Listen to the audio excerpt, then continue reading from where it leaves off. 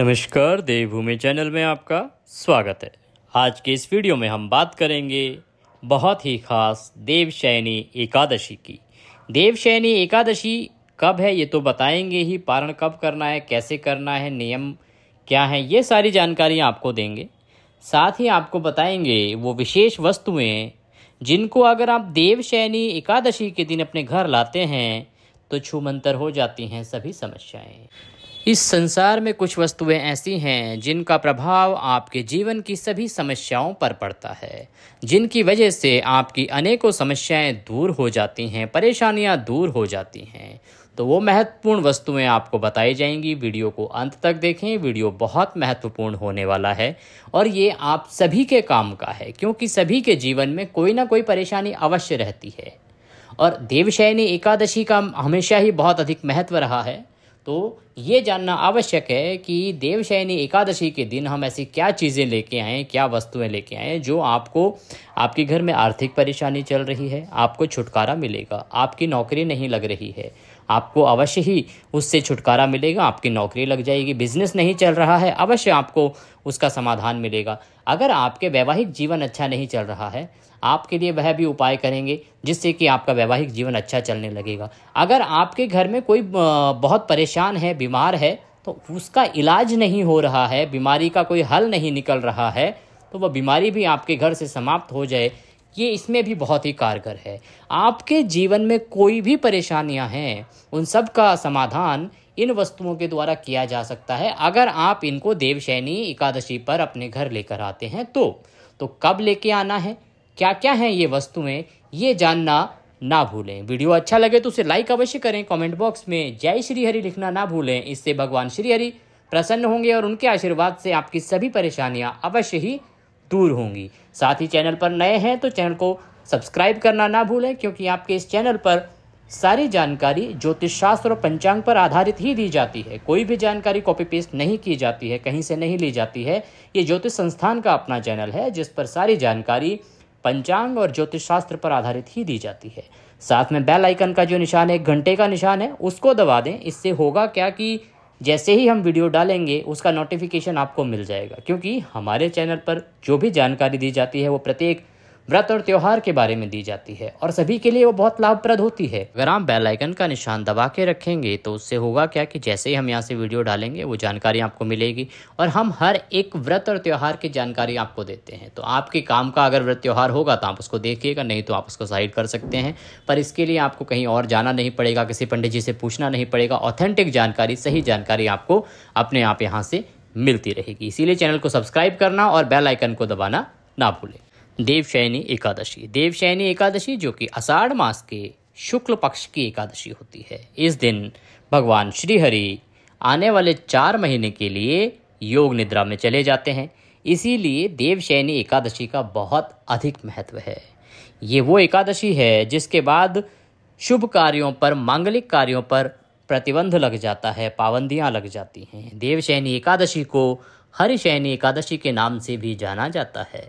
इस तिथि पर भगवान विष्णु के योग निद्रा में चले जाने के बाद शुभ कार्यों जैसे विवाह, मुंडन, नया मकान, नींव पूजा आदि पर रोक लग जाती है। इसके बाद जब कार्तिक माह में देवउठनी एकादशी आती है, उस पर पुनः निद्रा से भगवान श्री हरि जागते हैं और उसके बाद ही ऐसे कार्य जो नहीं किए जा सकते थे वो होने आरंभ होते हैं। ऐसे में आप देवशयनी एकादशी पर कुछ खास कार्यों द्वारा भगवान विष्णु और माँ लक्ष्मी की कृपा के पात्र बन सकते हैं। ये वो दिन होता है जिस दिन अगर आप कुछ खास पूजा करते हैं, कुछ खास वस्तुएं घर में लाते हैं, नियमों का पालन करते हैं, तो अपने पूरे जीवन की बड़ी से बड़ी समस्या, परेशानी से आप छुटकारा पा सकते हैं।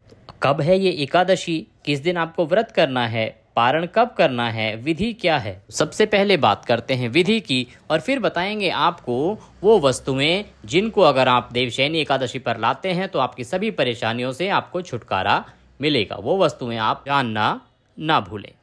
देवशयनी एकादशी व्रत वाले दिन आपको सुबह ब्रह्म मुहूर्त में उठना चाहिए। उठना के बाद स्नान आदि करने के बाद सर्वप्रथम सूर्य को जल दें। फिर भगवान श्री हरि को स्नान कराने के लिए आपका जो भी आपका मंदिर है जहाँ आप पूजा पाठ करते हैं, वहाँ पर अगर भगवान की कोई प्रतिमा या तस्वीर है श्री हरि की तो उत्तम है, नहीं है तो एक कोई चौकी लें, उस पर पीला वस्त्र बिछाएं, फिर उस पर भगवान श्री हरि की प्रतिमा को रखें या तस्वीर को रखें। उन्हें स्नान कराएंगे किसी लोटे में, अगर पीतल का लोटा है तो उत्तम है।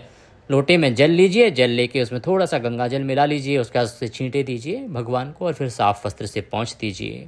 रौली कुमकुम आदि का तिलक लगाइए, फूलों की माला पहनाइए, पुष्प अर्पित कीजिए, घी का दिया जलाइए और धूप दिखाइए। पान का बीड़ा अगर आपके पास है तो वह अर्पित कीजिए। अब हम व्रत का संकल्प करेंगे। संकल्प के लिए आप सीधे हाथ में जल लीजिए, दक्षिणा के रूप में 1 रुपये का सिक्का कम से कम रखिए, अधिक जो भी रखना चाहें रख सकते हैं। 3 बार बोलिए श्री विष्णु श्री विष्णु श्री विष्णु।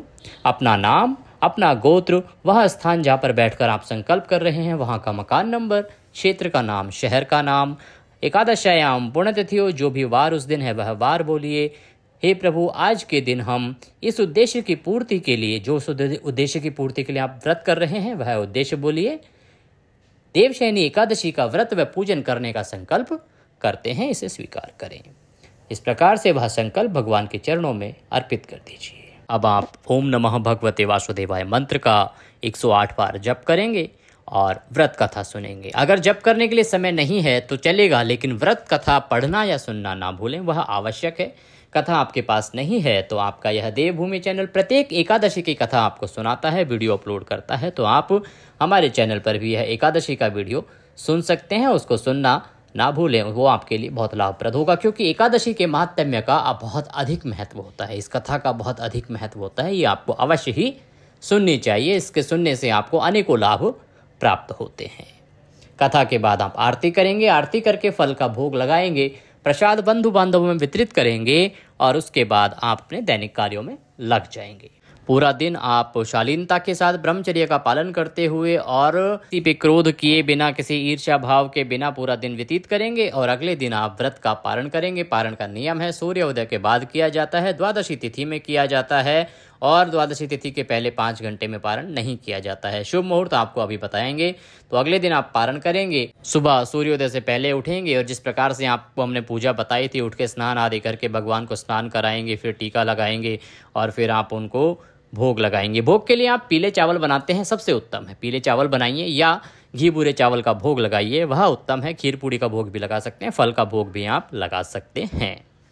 अब आपको करना क्या है कि किसी ब्राह्मण को दान अवश्य देना है। किसी ब्राह्मण को घर पे बुलाइए, उनको भोजन कराइए, भोजन आदि करा के दान दक्षिणा देके उनको विदा कीजिए और उसके बाद खुद प्रसाद ग्रहण कीजिए। अगर आप ब्राह्मण को नहीं बुला सकते हैं तो एक दूध का पैकेट लीजिए, कुछ फ्रूट्स या फिर बिस्किट लीजिए और उसमें दक्षिणा रख के वो किसी मंदिर में दे आइए या फिर किसी ब्राह्मण को जो आपके नज़दीक में हो उनको दे दीजिए और उसके बाद आप अपने व्रत का पारण कीजिए।